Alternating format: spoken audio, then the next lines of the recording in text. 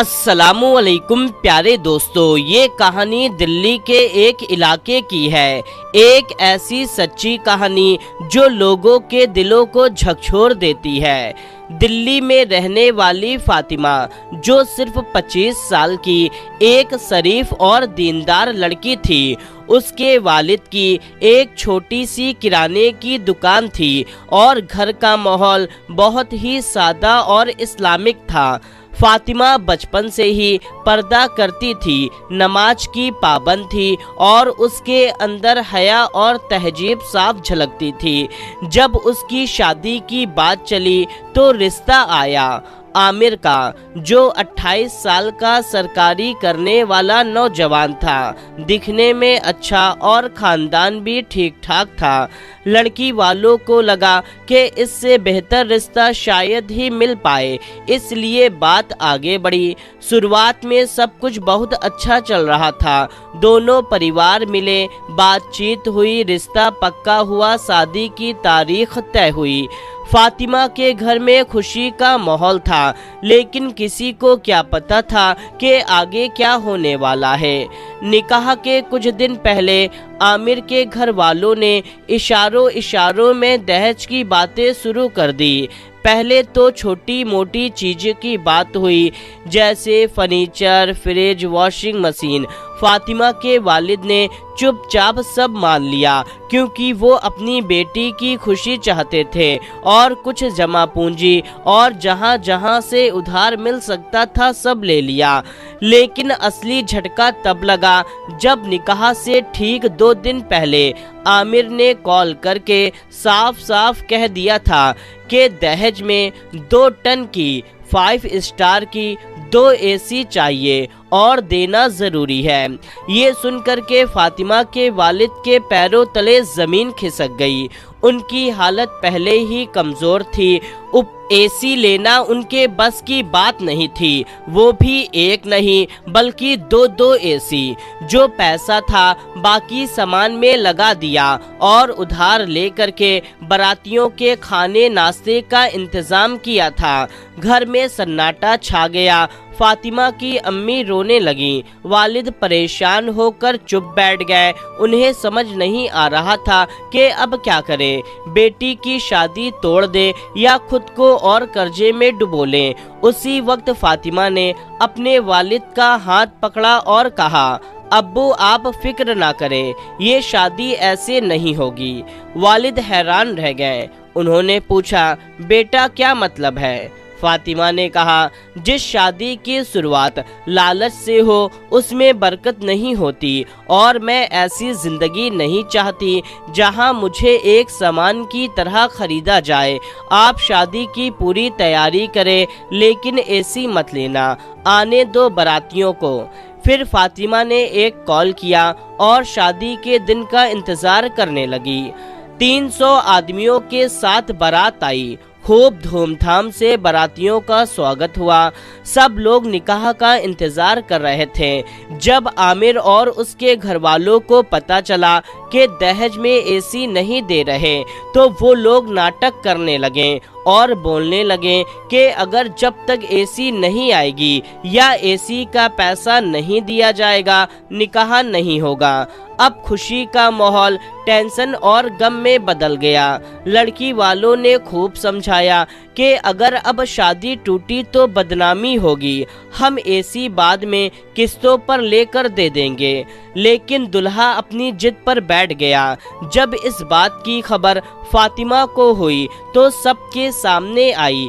फातिमा ने सबके सामने कहा, ऐसे लालचियों को दहेज देने से अच्छा है कि इन्हें धक्का देकर भगा दिया जाए। फातिमा के वालिद और उसकी माँ फातिमा को चुप कराने लगे कि ऐसे ना बोलो बेटी, शादी टूट जाएगी। फातिमा ने कहा, मुझे उस घर में नहीं जाना जहां मुझसे ज्यादा सामान की इज्जत हो। अगर इनकी आज ये ख्वाहिश पूरी कर दी तो इनका मुंह हमेशा खुला रहेगा और ये कुछ ना कुछ मांगते रहेंगे। ये दहेज के भिखारी हैं। ये सब बातें सुन करके आमिर और उसके घर वालों को गुस्सा आ गया। वो बोलने लगे, अब हम ये शादी नहीं करेंगे। फातिमा ने गरजदार आवाज में कहा, तुम क्या नहीं करोगे, मैं ये शादी तोड़ती हूँ। इतने में एक कार आकर रुकी। उसमें से एक नौजवान उतरा जिसके पास 2 नई एसी थी। उसने वो एसी फातिमा के पास लाकर रख दी। ये वो नौजवान था जो पहले से ही फातिमा को पसंद करता था, लेकिन फातिमा तहजीब शर्म हया की वजह से कुछ ना बोली थी। फातिमा ने वो एसी आमिर के सामने रखी और बोली, ये एसी ले करके अपनी बारात लेकर यहाँ से दफा हो जाओ, चाहो तो इसी एसी से शादी भी कर लेना। तुमको कोई दुल्हन नहीं मिलेगी और अपनी जिंदगी इन्हीं एसी के साथ गुजार लेना। ये सुनकर के हर कोई, सारे बाराती, सारे रिश्तेदार, सभी आमिर और उसके घर वालों पर थूकने लगे कि कैसे लोग हैं, एसी के लिए इतनी अच्छी लड़की का रिश्ता तोड़ रहे हैं। लड़की वाले कहने लगे, शुक्र है खुदा का, ऐसे गलीज घर में रिश्ता नहीं हुआ। फातिमा के वालिद आंखों में आंसू बह रहे थे।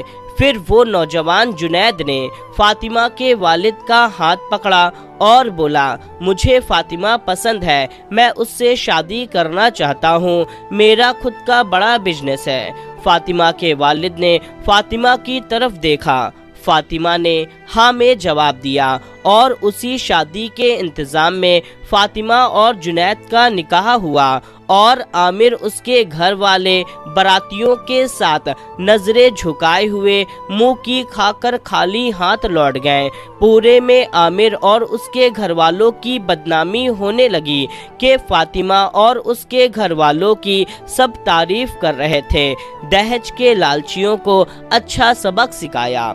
मेरे प्यारे दोस्तों, अगर आज समाज में देखें तो ऐसा हो भी रहा है, लेकिन फातिमा ने जो भी किया हर कोई उसकी तारीफ कर रहा है। यहाँ पर दहेज को लेकर के न जाने कितनी कितनी किस तरह की बातें होती रहती हैं।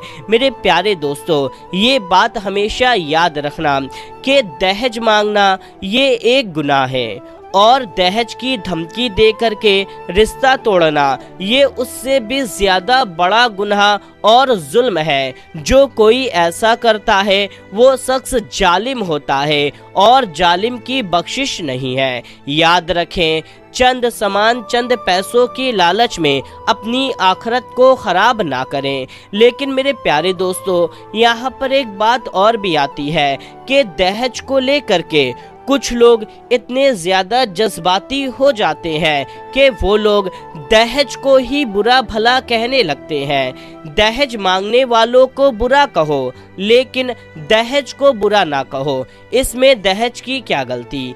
अब यहाँ पर ये भी बात सुन लें कि दहेज देना हमारे प्यारे आका सल्लल्लाहु ताला अलैहि वसल्लम की एक प्यारी सुन्नत है।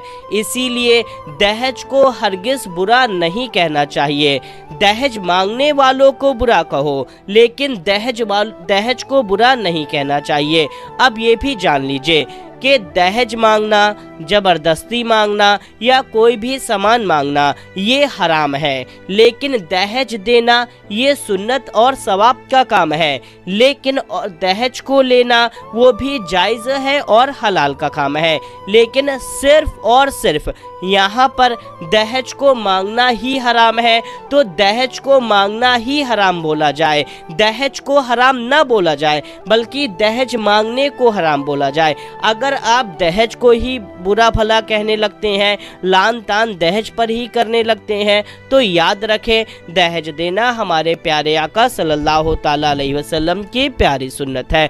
तो मेरे प्यारे दोस्तों, उम्मीद करते हैं आपको बात अच्छी तरह से समझ में आ गई होगी। अब आपको फातिमा के बारे में क्या कहना है आप कमेंट करके हमें ज़रूर बताएं और इस वीडियो को ज़्यादा से ज़्यादा लोगों तक शेयर कर दीजिए। मिलते हैं तब तक के लिए अस्सलामु अलैकुम, अल्लाह हाफिज़।